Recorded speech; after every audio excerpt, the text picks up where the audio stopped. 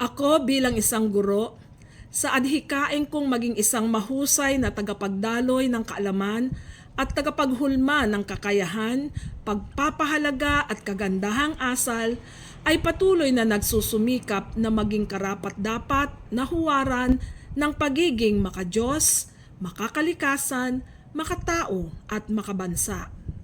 Sa loob ng 31 taong kong pagtuturo, hindi lamang ang mga sertipiko, medalya o tropeyo ang mga batayan ko sa pagiging isang mahusay na guro.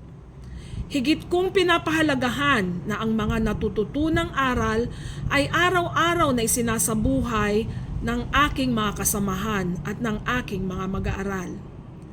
Wala nang hihigit pang karangalan at tagumpay na makita na ang mga kabataang hinubog ay patuloy na nagmamahal sa Diyos, nangangalaga sa kalikasan, nagmamalasakit sa kapwa at nagpapahalaga sa bansa.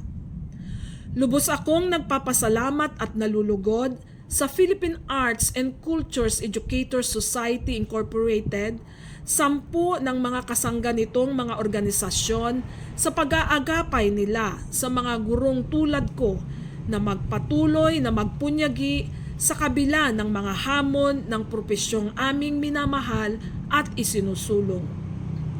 Ako po si Ginang Veronica Fontanilla Vargas, guro ng Tubao National High School, Dibisyon ng La Union.